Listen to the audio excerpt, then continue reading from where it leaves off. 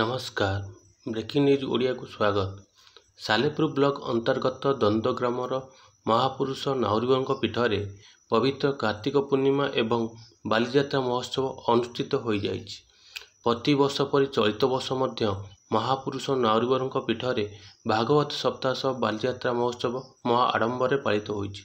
कहीं केउ आवाहन कालरू महानदी कूल अवस्थित यह धर्मीय पीठर नाम मालिकार उल्लेख अच्छे बोली ग्रामवासी माने कहती।